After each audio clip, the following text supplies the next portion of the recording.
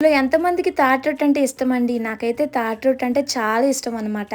పెద్దమ్మ చేసే స్టైల్‌లో మా మమ్మీ ఈరోజు తాటి రొట్టె ఎలా ప్రిపేర్ చేసుకోవాలో చూపిస్తారనమాట. చాలా టేస్టీగా ఉంటుంది. ఒకసారి మీరు కూడా తప్పకుండా ఈ స్టైల్‌లో చేశారంటే చాలా సాఫ్ట్‌గా చాలా బావుంటుందనమాట. ముందైతే తాటికాయ తీసేసుకొని దాని పైన ఉన్న పీల్ అది తీసేసుకొని గుజ్జు సెపరేట్ చేసుకోవాలి. ఇలా బెజ్జాలుగా ఉండే ప్లేట్‌లో పెట్టుకొని సెపరేట్ చేసుకోండి.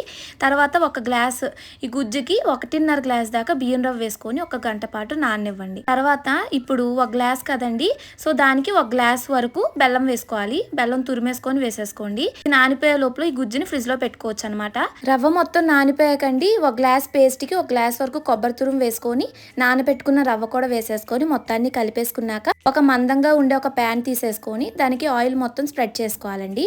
తర్వాత రొట్టి ఉడకటం కోసం ఒక చిన్న గ్లాస్ లో వాటర్ వేసుకొని ఫ్రిడ్జ్లో పెట్టేసుకొని ఈ పేస్ట్ మొత్తాన్ని రవ్వ మొత్తాన్ని ఇలా పెట్టేసుకొని మూత పెట్టి దీన్ని ఒక గంటన్నర పాటు లో ఫ్లేమ్ లో అలా వదిలేసామంటే ఎంతో టేస్టీగా ఉండే తాటి రొట్టె అయితే రెడీ అయిపోయిందండి. మీరు కూడా ట్రై చేసేయండి. మీలో ఎంతమందికి తాటి రొట్టె ఇష్టమో నాకు కమెంట్ చేయండి.